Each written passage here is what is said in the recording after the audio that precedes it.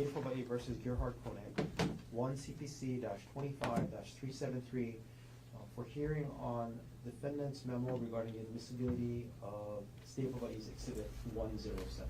Please. Good afternoon, Your Honor. Deputy Prosecuting Attorney Joel Garner for the state. Good afternoon, Mr. Garner. And good morning, Your Honor. Matt Dirks here on behalf of defendant Dr. Gerhardt Konig, who is not present.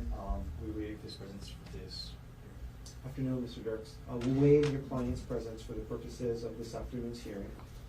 He so indicated the last time we were here on Friday. The court does take judicial notice of the records, files, and proceedings in this matter. Mr. Dirks, thank you very much for filing docket 387, which is defendant's trial memorandum regarding the admissibility of the State of Hawaii's Exhibit 107. Notwithstanding the title, the court treats this as a motion to reconsider the court's denial of defendant's oral motion to suppress evidence. Nonetheless, I appreciate the work that went into the memo, Mr. Dirks, and I'm happy to hear any further arguments that you might have on the issue.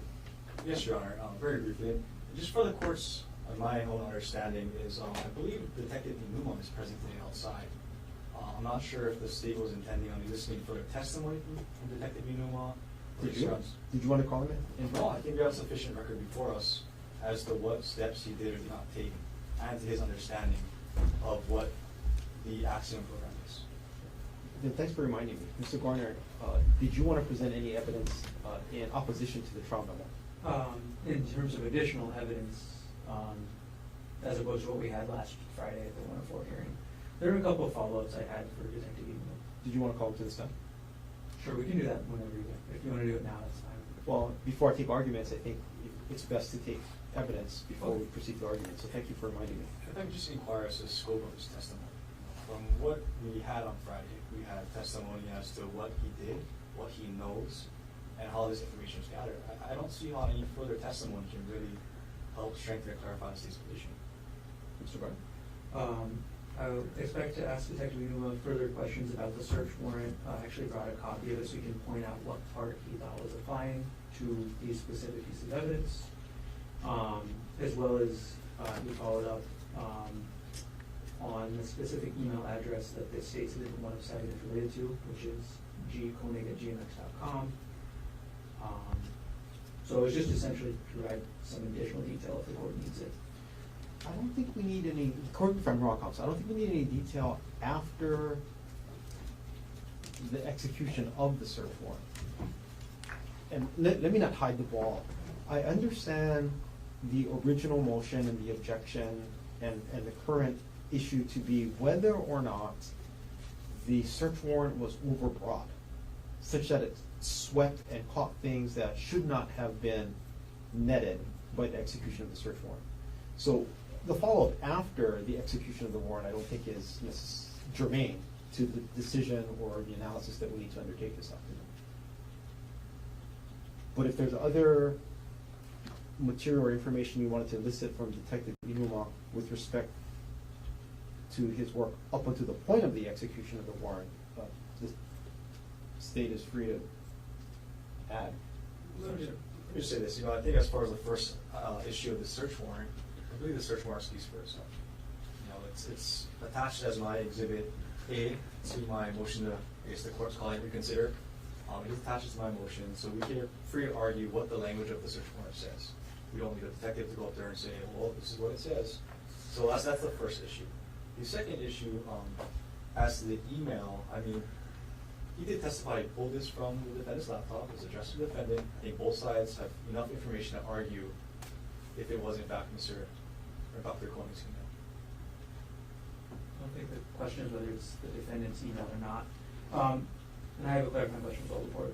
In the attachment A, did that include the search protocols that were exhibit A to the search warrant? I believe so, it does. Okay. Yep, and I believe that's on page 4 of 6 it's right there. Okay. Right. Mr. Garner, did you need to supplement the record with any additional evidence or testimony by Detective Enuma? I think if that's the position of the court, about the only relevant part being something before the execution of the search warrant, then there's nothing really to add for that. And again, the execution of the search warrant is once he presses the button, I mean, this is simplistic, but once he presses the button go after the parameters are entered, it's almost self-executing, right? So it's not like we need to take in testimony of a regular search warrant, whether or not they knocked the sufficient times, whether or not they broke down the door, and where they found the piece of evidence pursuant to the warrant, right? So when I say up until the execution of the warrant, it's the formation of the search that we're really concerned about. Okay, Detective Enuma already has testified as to the actual process and mechanics of how he imaged the hard drive and then used the limitations that was required by the search warrant. Yes. Okay, then I guess there's not additional evidence. Then I'm back to you, Mr. Dux. Thank you, Your Honor, and thank you for this opportunity to further brief the court on this issue. It is a very important issue to my client, and I believe a very important issue as part of this case. You know, we no longer live in this age of purely, I guess, paper evidence and things. You know, as technology advances, we're now talking about digital forensics and digital data. And when search warrants are applied, it's not as simple as saying a place and a location and specifying that. I think it's important to distinguish that it also kind of must lay out what exactly type of digital data we're talking about. And that issue here is not just the substantive email contained within Exhibit 107, but actually the mechanism by which they found it, which is what I'll call the source code or metadata. And I think that's really what the issue is here. Ultimately, we'll be asking that the court, I guess, suppress Exhibit 107 or just deny its admissibility for the state to use. I did lay out pretty thoroughly in my trial memorandum as best I could. As the court knows, practice law, I'm not a computer forensic technician, and I actually have to learn a lot of this to present this argument to the court. So I've asked the court to give me a little bit of leeway on this argument as well. I think you did great work, Mr. Dux. Thank you, thank you. So let's, again, I know the state will go there too, let's just discuss it. Let's talk about Exhibit A, and that'd be the search warrant itself. I did attach it to the motion, and I think importantly,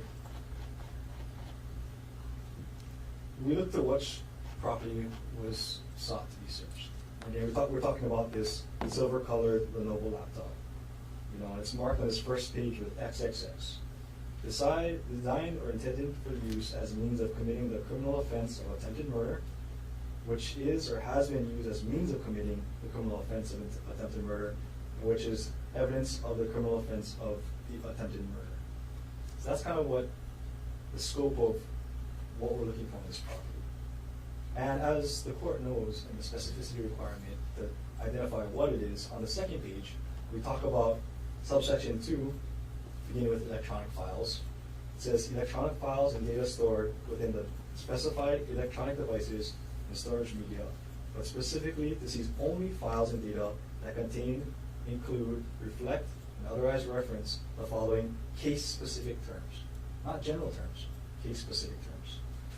And again, the dates of December 1st, 2024 to March 24th, 2024. Let's look at these terms. I think it's critical we know them.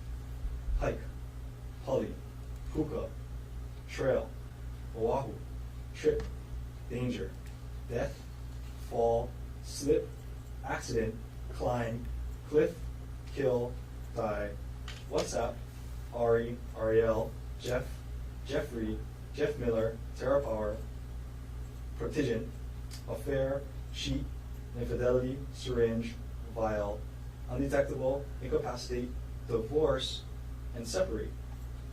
And it goes on to say, which include but are not limited to text messages, phone calls, FaceTime, voicemails, social media messages, and any other type of communications. So that's the scope. This is what we're looking for. There's no mention in this, really, of the source code or the formatting code behind any of these emails. And when Detective Enuma testified last week, he talked about using the Axiom program to search through the computer data or the clone and limiting it to those things. You know, we weren't given the opportunity really to understand the Axiom device itself. Counsel was provided the Axiom portable case, but it's unclear if there's any way within Axiom itself to exclude the metadata or exclude the source code from the search. I think it's a pretty critical distinction. And we go on a little further in Exhibit A, in the search warrant, search protocols. I think it's really important the court looks at sections 5A through E. Right? It really does limit the search to using keyword search filters, date and timestamp filters, file type and data type filters, using software sorting tools, and examining only those media storage systems, user profiles, directories, folders, and files with items to be seized may be actually located.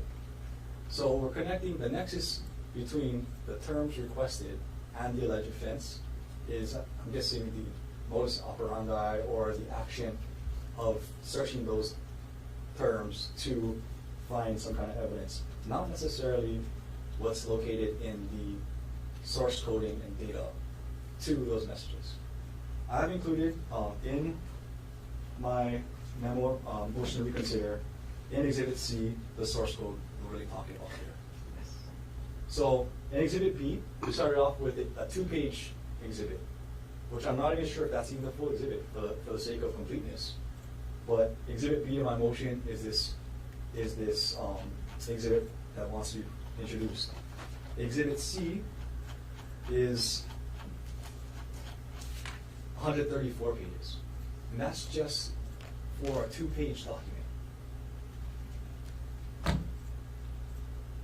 Now, I took a deep dive into what this means, because frankly I wasn't quite sure what this means, what this source code means.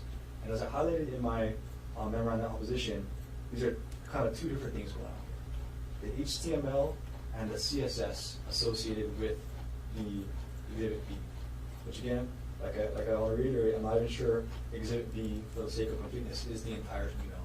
It seems to be a screenshot of parts of the email.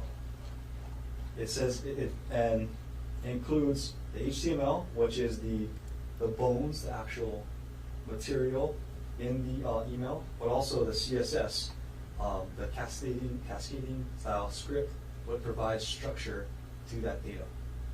It's my understanding, and I firmly believe that the term separate, as proposed by the search warrant and by the prosecutor, is not in the context of separation, of divorce, as read in context of the warrant, but rather purely source code used to structure that document. So make that argument again, Mr. Brooks. I want to make sure I understood it word by word. Yes, so the search warrant terms, when read in the context, is the evidence is sought to be found in context of this case.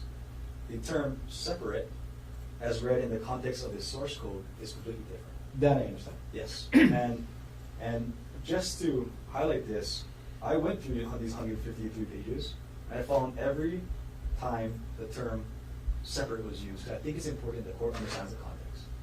For instance, on page 2, and I also highlighted this in my memorandum of opposition, towards the bottom of the page, 2 lines up, clearly that's not a search he did or related to this email. It appears to be computer code. On page 16, the surrounding context is table border equals 0, cell padding 0, cell spacing 0, row equals presentation, style equals border, collapse, separate.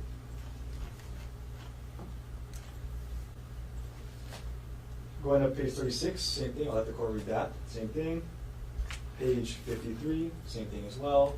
And finally, on page 114 is the last instance of separate. Now, if the court were to allow warrants to be this expansive, it'll allow police to search through just about everything if you use the right generalized terms. I use the example for by means of example is the 2 terms height and body. And I put this in my motion, but the term height in this source code alone is mentioned 299 times. The term body is mentioned 265 times. So if law enforcement is allowed to use these general terms, which may have some nexus to the state or their investigation as a means to search source code, they're gonna just log every email. I put those emails again attached as my exhibits. This just show how many truly showed up.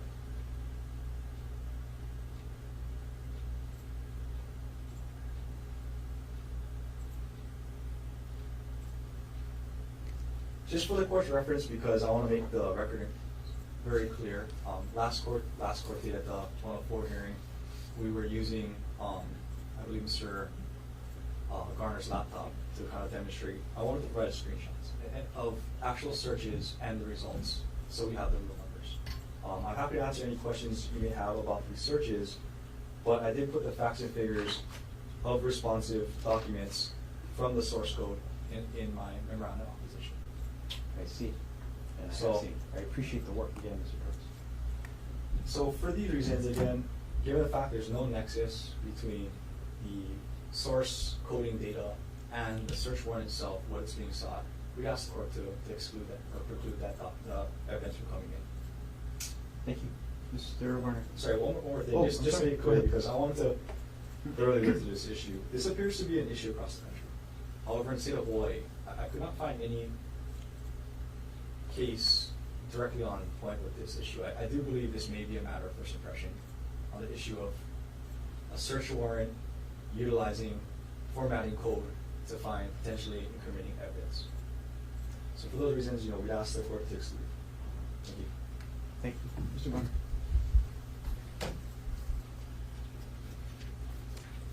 All right, as preliminary matters, Your Honor, I just have to make a record regarding this, of course. A motion to suppress is a Rule 12 pretrial motion and needs to be filed in advance of starting a trial. It's extremely unusual to have a motion to suppress in the middle of trial. It, in essence, as opposed to where a motion to suppress, if granted, is one of the only ways the state can actually file an interlocutory appeal. When that's done in the middle of the trial, the state is robbed of that remedy. So that's one thing that has to be made clear. There are the strange circumstances we find ourselves in this case. And when I say it's strange, it's because the digital materials were provided to the defense, I believe, in July of last year. So this is something that's been made known to the defense for a very long time. The state's intent to use Exhibit 107 the exhibit was provided on the date the court provided that we provided to the other side, so March 6th. The state also filed an NOI regarding this evidence that we argued the relevancy of it motions in limb. So it's crazy that this has now become an issue in the middle of trial. That we've had a rushed 104 hearing last week where we did our best to get out the evidence needed for the court to make this decision, but it's just not a normal situation. With regards to the actual search warrant in this case, the search warrant authorizes a search for only files and data that contain, include, reflect, or otherwise reference the terms. In this case, the term separate was referenced by State's Exhibit 107. It was referenced with that code, and Detective Enuma testified exactly how he executed the search warrant and why this email ended up coming back as flagged as being responsive to the search terms. So it's clear, I don't think it's disputed between any of the parties here, that the reason that this email came back as responsive to the search warrant is because the term separate is included in the source code. I think everybody's on the same page with that. But frankly, that just means that this email does fit within what the search warrant requires. It does say that it's a file or data that references the following case-specific material. So it's a simple question. Detective Enuma followed the directions in the search warrant. He followed the protocol listed as Exhibit A. There was no bad action here that would require suppression. And frankly, the Exhibit A also includes a provision number 8 about plain view. The solution for finding and committing evidence while executing a search warrant on digital forensic material is not exclusion. And this doesn't exactly fit the plain view protocol either, because in fact it's not evidence of an unrelated crime, it's evidence of defendant's build up to committing the crime in this case. Isn't plain view really not applicable here? And the reason is this: the whole point of having these search parameters is so that there is no situation where law enforcement is in a lawful position to view what would otherwise be incriminating evidence that they were not seeking. The search warrant here is different from a search warrant to go search a residence, for example, because it's far more particular. If there's a search warrant to go into a house, and I'm sure I'm preaching to the gospel, to the choir here, but there's evidence of a different crime. There's no intrusion of privacy because the search warrant already allowed the police to go into the house. That they happen to see evidence of another crime, they can continue on their investigation of that other crime. Here, the search limitations prevents that kind of lawful plain viewing of other evidence, no? Well, if you want the actual, definition that the police used in their protocols for what the plain view and how it applies to this kind of search, it's in number 8, in attachment A. So it states, if the examiner inadvertently discovers evidence of a crime that is unrelated to the offenses set forth in the search warrant, and this is where it doesn't 100% apply to this case because, the evidence that was found does relate to this offense. The examiner may continue with the authorized search pursuant to the grant of authority in the search warrant. Once they find that unrelated evidence, they don't expand the search warrant with new terms until they seek another search warrant. So that's how plain view, in our position, and in the way that this search warrant was drafted and approved by the district court judge, that's how the plain view applies to digital forensics materials. So this plain view is really for a different offense, not for the underlying offense being investigated. Yes. Okay. So in this case, Detective Enuma used the terms as required by the search warrant. Those terms brought up evidence that the court has already found relevant. We've had the motion really about this. It is not, I'm going to call it direct, but it is circumstantial evidence of defendant's state of mind, motive, intent, all of these things. So essentially, there's no wrong that's been done by the police in finding this. And as we found out last week, looking through the Axiom portable software together, this is not a term that's used in every email. It's not. It's used in some emails. It's not in others. There was thousands of emails that were responsive. Some were responsive to this term separate. Some were responsive to other terms in the search warrant. So it's not as if this is going to draw in every email the defendant has ever sent. So that's one thing to consider as well. And then I looked up. I did try to at least source check what the defense provided. So I looked up this Mozilla website that was cited or linked in the defense memorandum. I tried to click the link. I looked at it. I didn't see the word separate at all as part of the CSS syntax. I don't know if it's in some other sub-page or something else where I just didn't see it, but at least on the page that was linked, it was not there. So I'll leave it with that and say that, considering we're discussing a motion to suppress, defense has not met their burden because defense is the one who will burden in the motion to suppress. They have not met that burden, and this evidence should not be suppressed. Thank you. Mr. Dirks, you have the last word in rebuttal. I'll just briefly respond to some of those points. First off, to this concept of turning over discovery a while back. I'll say this. As indicated in our exhibits, this Axiom search netted 7,000 or more results. If we were to look to the source code of every single one of those 7,000, if at minimum they have 122 pages like this one, we're looking at thousands and thousands of pages we'd have to review of source code alone with no relevancy, no bearing or nexus to the facts of the search warrant. So I think, whether or not it was discovered then or now, it was discovered, and we should address that. As far as the, this Rule 12 motion, I see where how the court views it. I view it slightly different in the sense that we can bring it forward as a 104 kind of hearing, but we're challenging the admissibility of this based on the record before the court. So I don't think it was necessarily precluded from being raised, and I do believe, again, this is a very important issue at this stage of the proceeding. Third, as far as if the court were to allow the state to elicit this testimony, it's a dangerous world moving forward for search warrants and digital forensics. I mean, like I argued earlier, should the detective or investigating officer with any knowledge of coding, of computer technology, chooses to find words known to be used in source code or CSS code, or puts in a warrant, he essentially opens the door to all emails containing that source code, whether or not it's relevant in the actual body of the email to the case. So it's just a very scary precedent set by allowing that door to be open.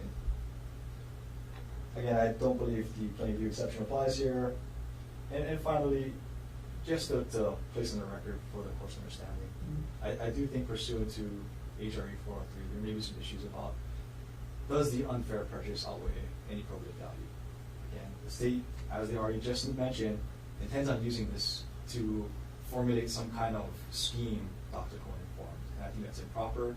It's potentially even a bad act that may not have been addressed, but that's something also the court should consider when making this ruling. So for all these reasons, we ask the court to, again, grant our reconsideration and suppress the evidence. Thank you. Thank you, counsel. I appreciate the work that you put in, as well as your thoughts and your arguments on the record. Attack on the search warrant is really a pretrial motion that should have been brought under Rule 12. Discovery, whether or not it's discovered then or now, does not absolve us from following the rules of court. And that's the whole point of discovery deadlines, motions to eliminate and motions to suppress, is to make sure that all of us are on the same footing as to what the party's appellate rights are prior to prejudice attaching to a case.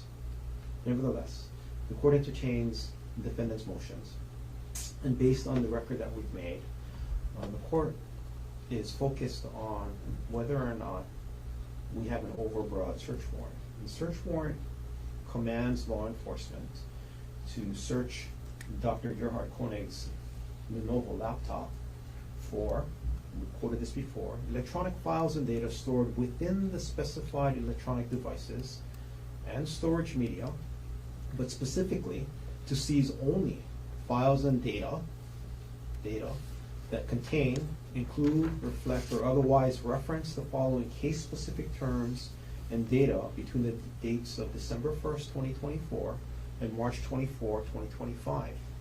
And the terms are hike, huli, puka, trail, oahu, trip, danger, death, fall, slip, accident, climb, cliff, kill, die, WhatsApp, Ari, Ariel, Jeff, Jeffrey, Miller, TerraPower, protingent, affair, cheat, infidelity, syringe, vial, undetectable, incapacitate, divorce, and separate, which include but are not limited to text messages, phone calls, FaceTime, voicemail, social media messages, and other type of communications and or data, internet searches, websites accessed, photographic images, digital images, video recordings, video surveillance applications, emails, or any type of communication.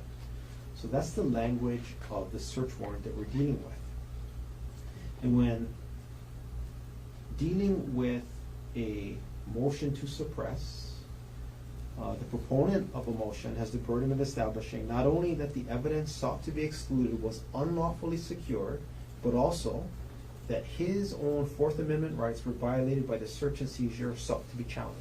This is State versus Anderson, 84 Hawaii, 462, 1997. It's quoting State versus Aborto. 61 Hawaii, 117, 1979. And according to Anderson, because each police search might involve unique facts and circumstances, a determination of whether a search warrant complies with constitutional particularity requirements must be made on a case-by-case basis, taking into account all of the surrounding facts and circumstances. And this is, again, Anderson, 81 Hawaii at 467 to 68. We all know it's the right of the people to be secure in their persons, houses, papers, and effects against unreasonable searches and seizures. It shall not be violated, and no warrants shall issue but upon probable cause, supported by oath or affirmation, and particularly describing the place to be searched and the persons or things to be seized. This is Article 4, or the Fourth Amendment of the United States Constitution. Now, a search warrant is unconstitutionally overbroad if it permits search of electronic media for evidence beyond the underlying crime investigated by law enforcement. State versus Hampton. It's a Washington case. And it's 574 P3 150. It was decided in 2025. And also, for example, State Commonwealth versus Cicadia, which is a Pennsylvania case, 309 A3D 1035, 2023 case. And there, it's overbroad if the search warrant directs law enforcement to seek, quote, all electronic data, unquote. So that's over-encompassing. And likewise, a Maryland case, Richardson versus State, 282 Atlantic 3rd, 98, 2022 case, where the appellate court held that a catch-all term, or the catch-all language, permits an overbroad or seizure of any and all electronic information that might be stored on an electronic device. So, to avoid overbreadth, a search warrant must describe a nexus of the evidence sought and the underlying crime investigated by law enforcement. This is common sense, but this is also the holding of State versus Short. It's a Nebraska case. 964 Northwest 2, 272, was decided in 2021. There is no one-size-fits-all solution for ensuring particularity, and these are cell phone cases, and search warrants for cell phones. This is Richardson versus State, again a Maryland case. And it's guiding here, because in submitting the ruling upon every application for a cell phone search warrant for electronic devices, by extension, the affiant and the issuing judge must think about how to effectively limit the discretion of the searching officers so as not to intrude on the phone owner's privacy interests any more than reasonably necessary to locate the evidence for which there is probable cause to search. And the ultimate touchstone of the Fourth Amendment is reasonableness. This is Richardson versus State. Again, a Maryland case, 282 A3D 98, 2022. In this case, the search time was limited, as well as the scope limited to designated search terms. And these parameters in this search warrant in this case prevented law enforcement from conducting a discretionary and indiscriminate search of the defendant's laptop. The Constitution does not prohibit all searches, but only unreasonable searches. And again, this is Anderson at page 469. And when we're looking at the term separate, the inclusion of that term in conjunction with the term divorce may cast a wider net because it may impact the potential source code in an electronic search. But when the terms are put together, separate and divorce, the court does not find the inclusion of that term to be unreasonable. Even if this court is wrong in this reasonable determination, hindsight does not allow the correction sought by the defendant. The Supreme Court of Hawaii held that when considering the actions of law enforcement in the execution of a search warrant, and I'm reading from their language here, we must judge the constitutionality of their conduct in light of the information available to them at the time they acted. Those items of evidence that emerge after the warrant is issued have no bearing on whether or not a warrant was validly issued. Just as the discovery of contraband cannot validate a warrant invalid when issued, so it is equally clear that the discovery of facts demonstrating that a valid warrant was unnecessarily broad does not retroactively invalidate the warrant. State versus Anderson, 84 Hawaii 462, citing Maryland versus Garrison, 480 U.S. 79, and the Maryland case is a 1987 case. And so for those reasons, the court reaffirms the overruling of defendant's objection and oral motion to suppress what has been marked for identification as State's Exhibit 107. And even after balancing the 403 prejudice against the defendant, which we had in motions in limine, the court reaffirms its ruling. And again, subject to the laying of proper foundation, what has been marked for identification as State's Exhibit 107 can be presented to the jury in this case. Counselor, I appreciate your time and your work. Is there anything else we should take up on the record? Just for the record, the defense did prepare amended exhibits pursuant to the court's ruling regarding redaction, and I'm prepared to turn it over today. I appreciate that. Thank you. Have you provided it to the court first? and No, then- I haven't. It's Okay. not. Okay. I'll pull this side first. Mr. Garner, anything else you want to take up? Yes, there was testimony and things brought up by the defense about this Exhibit 107 and the word recorder being highlighted. I think Detective Enuma's testimony was clear that that was just a search term, a visual highlight that was due to the search term.